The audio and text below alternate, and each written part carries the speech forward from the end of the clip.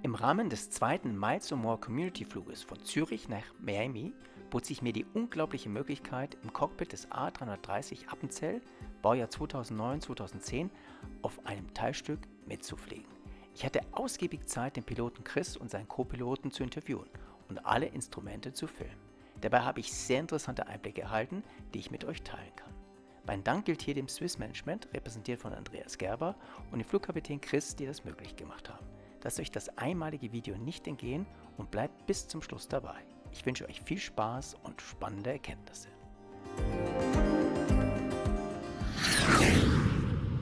Hallo ihr Lieben, ihr werdet es nicht glauben, aber ich bin jetzt gerade im Cockpit von dem Community Award Flug von Zürich nach Miami. Wir sind in einem Airbus A330 und der Chris und der Mai fliegen und jetzt die Maschine und sie sind so nett, dass sie mich haben hier reinkommen lassen. Ich darf sogar für euch filmen. Also, Chris, du bist heute der Kapitän offensichtlich. Was erwartet uns auf diesem Flug? Bis jetzt ging es ja schon eigentlich relativ smooth. Bleibt es so oder erwartest du noch irgendwelche Turbulenzen? Ja, es kommt immer darauf an. Wir haben so verschiedene Systeme, die uns eigentlich warnen. Ja. Man sieht es vielleicht hier. Das sind so die Gegenden, wo sie Turbulenzen vorausgesagt haben. Ja. Das ist jetzt lateral gesehen. Wir sind jetzt genau hier.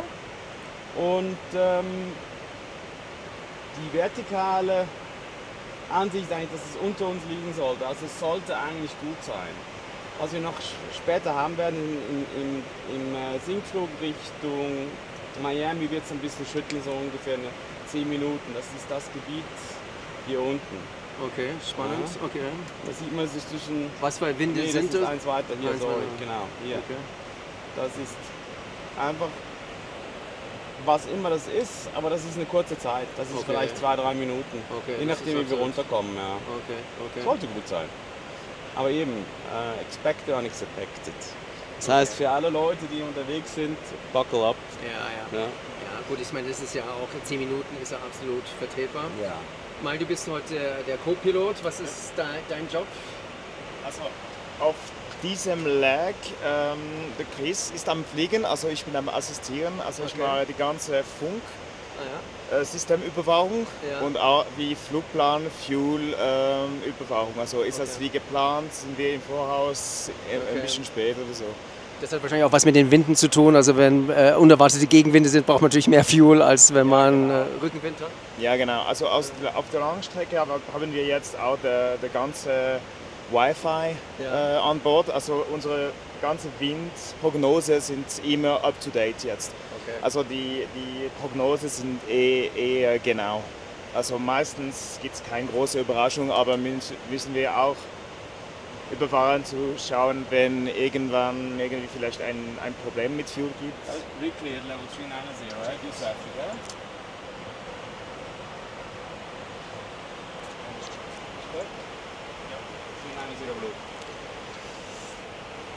Und es gibt manchmal auch Field Clearance, also zum Beispiel hier, wir wollten für Flight Level 400 steigen.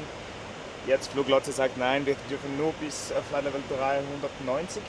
Und demher, also für nur 1000 Fuß Unterschied, fuelmäßig wird kein großer Unterschied geben. Ja. Aber es könnten sein, in gewisse Standorte, vielleicht mehr in Osten, dass es könnte vielleicht einen großen Unterschied geben. Also danach geht ein bisschen Fuel Management zu machen. Okay. Weil es durchaus auch immer unerwartete Änderungen gibt, Flughöhe etc. Oder auch mal Route, dass man plötzlich sagt, bitte fliegt anders, weil irgendwas passiert ist auf der Notfall oder zu viel Verkehr ist auf der ursprünglich geplanten Route. Ja, genau. Meistens ist es das Wetter, also in Amerika vor allem. Wenn sie wirklich so Wetterfronten haben, Altos. Wenn sie Wetterfronten haben, dann ist es so, die machen wirklich die ganze Gegend zu. Verstehe. In Europa kannst du teilweise noch durchfliegen, je nach Höhe und je nach deiner Verantwortung. In Amerika nicht. Die sagen einfach, das machen sie zu. Du musst rumfliegen. Ich hatte schon so, dass ich irgendwie eine Stunde länger Flugzeit hatte nach Washington. Das ist enorm. Weil ja, es war einfach vom Nordosten, über dem Osten von Washington war es zu. Wir mussten dann in Norfolk kehren. Ja. Das ist so. Das muss man ein bisschen wissen, kennen, vorausschauen. Okay. Schwierig. Die Company plant das dann schon so ein bisschen ein, sagen, okay, wir haben, immer noch 10 oder 20% mehr Fuel oder wie geht man da vor? Je nachdem, ob sie es wissen oder nicht, das ist so die Frage. Meistens ist sehr oft ist die Erfahrung, die einem sagt, so wahrscheinlich liegt es heute so, heute nehmen wir mehr mit und dann gibt es andere Situationen, wo du sagst, Gewitter kann man in einem gewissen Zeitraum voraussagen, was sie dann machen, ist eine andere Okay, Sache. verstehe. Das heißt, hast du da als Kapitän auch ein Wort mitzusprechen, dass du sagst, meine Erfahrung ist, wir brauchen das, bitte mehr betanken oder macht das jemand anders? Ich muss mir nicht mal erklären, Nee, du sondern sagst einfach, ich sage einfach genau, das ist so. Das ist meine Verantwortung, dass wir alle sicher ankommen und aus diesem Grund nehme ich das mit, was ich Gefühl habe, dass es braucht. Ist ja in dem Sinne ja auch nicht, ja gut, klar, je mehr Gewicht man hat, desto mehr verbraucht man wieder und so. Aber die Sicherheit geht natürlich über alles, ist ja logisch.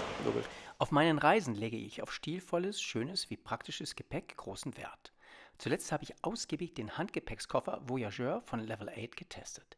Hier seht ihr die Farbe Navy, die mir besonders gefällt. Aber auch der gelbe Koffer ist ein Hingucker. Mit 43 Liter Fassungsvermögen und nur 3,7 Kilogramm Eigengewicht ist er der ideale Koffer für Kurztrips. Der Koffer wird aus deutschem Polycarbonat gefertigt, ist daher robust und wertig. Kleine Kratzer oder Stoßstellen lassen sich leicht entfernen. Die Maße 54,5 cm x 38,5 x 25 cm entsprechen den Airline-Richtlinien für Handgepäck. Er passt super ins Handgepäcksfach. Ich liebe die absolut leichtgängigen Rollen, den breiten Griff, der ein barrierefreies Packen erlaubt. Mich überzeugen auch die praktischen Auflagestellen, der robuste Reißverschluss und das leichtgängige Schloss.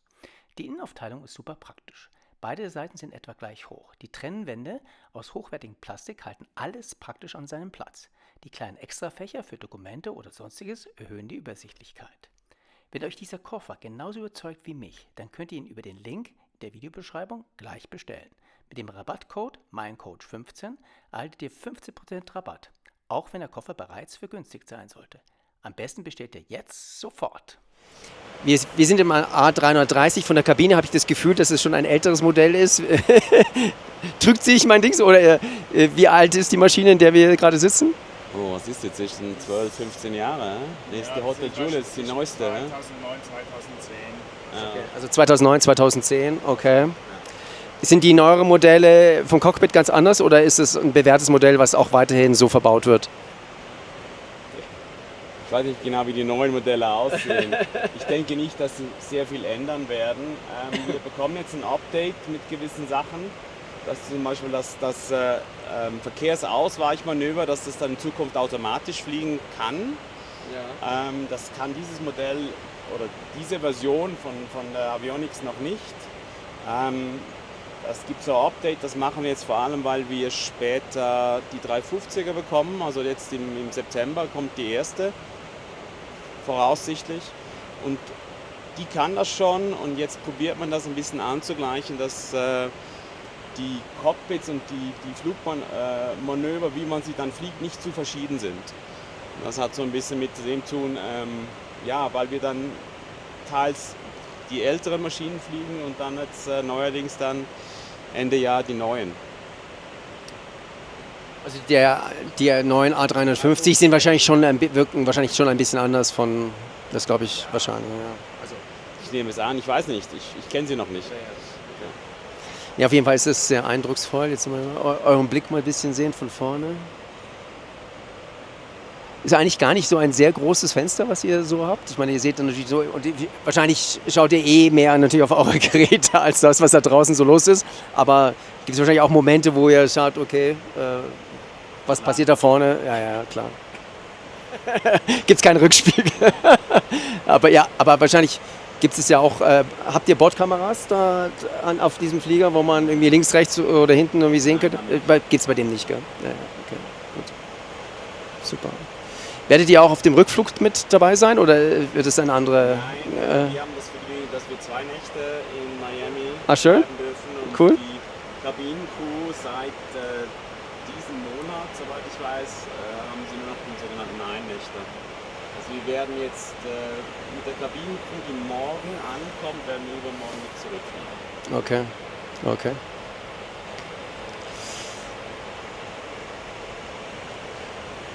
Jetzt nur noch eine Frage. Seid ihr auf diesem Flug tatsächlich nur zu zweit oder ist der dritte Mann gerade in der Pause? Oder macht ihr das bei der Swiss? Also ich weiß ja, auf dem Kapstadt-Flug, da waren sie tatsächlich zu dritt. Das Im, machen wir auch, wenn wir mit denen nach Kapstadt oder nach Johannesburg fliegen, werden wir auch zu dritt. Die Duty-Zeiten, die lassen es zu, dass wir zu zweit sind.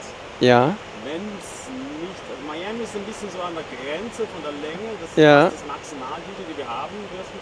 Heute ist es schön, dass wir ungefähr 15 bis 30 Minuten kürzere Flugzeit haben, weil wir teils die Hälfte über dem Atlantik Rückenwind hatten. Wenn es jetzt so wäre, zum Beispiel im Winter, wenn es jetzt zum Beispiel Schneefall in Zürich ist, wir müssen in der Eisen und so, dann wird das wirklich, wirklich knapp und dann könnten wir einen dritten gebrauchen. ja, wir können das verlangen und das würde uns dann auch zugestanden. Ja. Aber der 330er, diese Version hier ist eigentlich nicht vorgesehen, dass das eine Dreimann-Operation generell stattfindet. Wir haben keinen Crewbank in diesem Flugzeug. Wenn dann ein dritter kommt, dann wird ein Erstklasssitz umgebaut. Ja. Mit der Kapstadt-Flug, das war eine moderne A350 mit der Allegris-Kabine und die hatten eine richtige, also für eine Kabine für Crew im Cockpit. Genau. Und das, okay. Also das heißt, da müsste ein First-Class-Sitz geopfert werden. Ja, das wird dann. Ja, das ist natürlich auch ein ökonomischer Aspekt, ist ja klar. Ja, gut. Doppelt, ne? Weil gleich dritte Person plus ein Platz weniger. Ja, verstehe. Das Thema ist, dass der neue 350 wird auch einen Bank haben und wird dann auch für die längeren Strecken vorgesehen. Oder? Also von dem her freue ich mich auch darauf, dass wir dann mal 3-Mann-Operationen machen können. Dass man auch ein bisschen Ja. sich ausruhen kann. Genau. Super.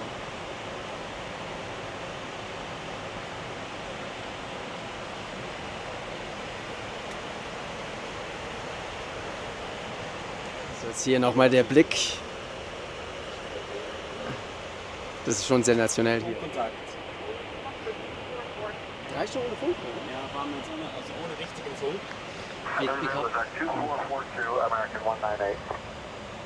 American 199, affirmative 2442. 199, 2442, thanks. American 199.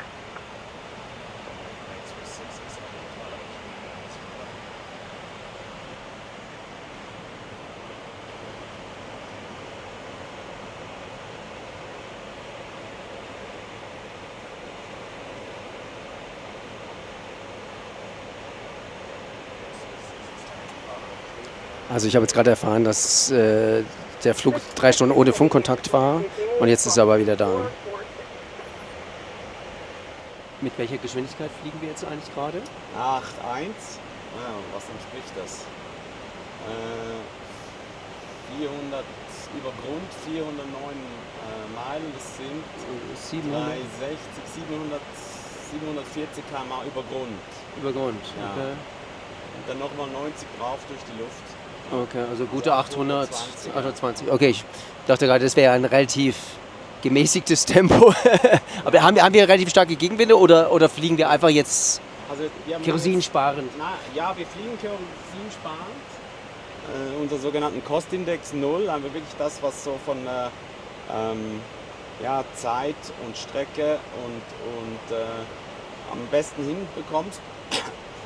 Wir könnten ein bisschen schneller fliegen, aber das würde jetzt ungefähr. 666, clear direct to Bob 2. 666, Roger, when you have it, say your estimate for Bob 2 and confirm the reporting point after.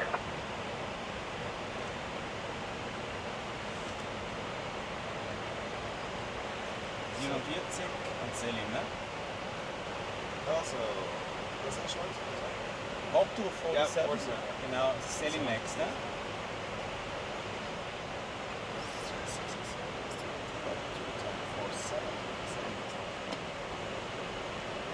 With 66, Roger.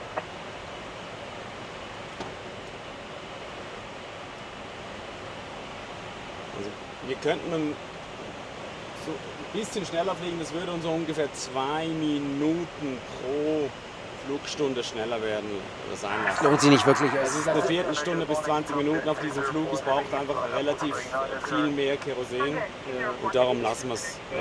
Und wenn es nicht nötig ist, machen wir es nicht. Genau. Macht Sinn. Und in welcher Flughöhe sind wir jetzt gerade unterwegs? 39.000 Fuß, also Flight Level 390. Ja, Das entspricht 11.700 Meter. 11.700 Meter. Okay.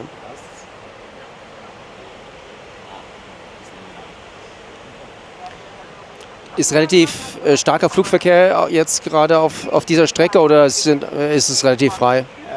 Relativ frei, weil wir nicht einer der vorgesehenen NatTracks fliegen.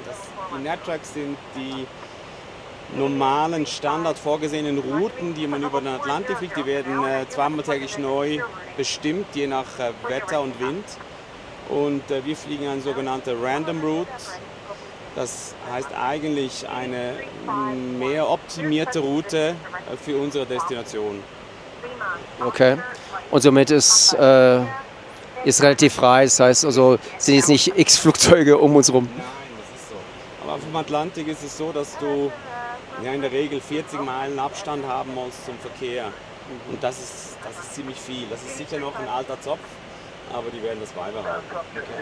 Ja, also ich habe das selten, aber doch ein paar Mal erlebt, dass man ein Flugzeug unter sich oder seitlich sieht. Natürlich relativ weit entfernt, aber also 40 Meilen ist schon eine Menge. Ja. Teilweise ist es so, du kannst ihn, du hast ihn 300 Meter entfernt, einfach über oder unter dir, weil er eben genau auf die gleichen NatTrack fliegt wie du, oder? Aber überholt dich. Ja.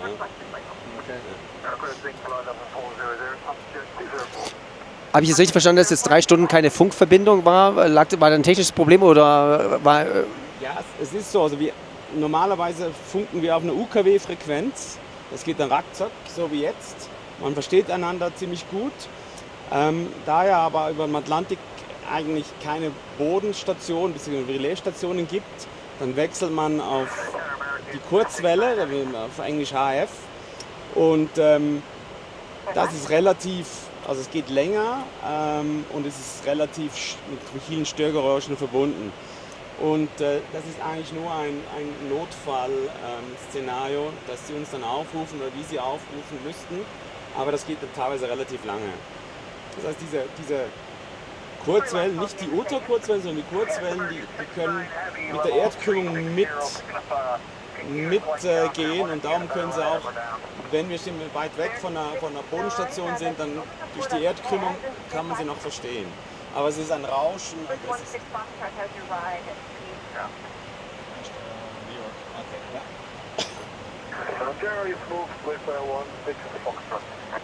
Aber das ist jetzt kein Phänomen, was jetzt Sorge bereitet, sondern man hat ja sonst alles, alle Daten sind ja da und... Ja, man hat sogenannte Contingency Procedures, also wenn was wäre, gibt es dann so Szenarien. Wenn wir jetzt gerade auf diesem Track sind, dann musst du 5 Meilen weg und dann kannst du runter oder raus, also vor allem runter, wenn es sein muss. Das sind dann so die Kollisionen im Prinzip abgedeckt. Oder? Genau. Aber sie können dich eigentlich orten über ein System, das einfach funktionieren muss, wenn wir da diese NatTrack rumfliegen. Also sie wissen dann schon, wenn du irgendwas machst, sie wissen dann schon, hey, da stimmt was nicht. Sie wissen einfach nicht, was es ist. Okay. Genau. Okay.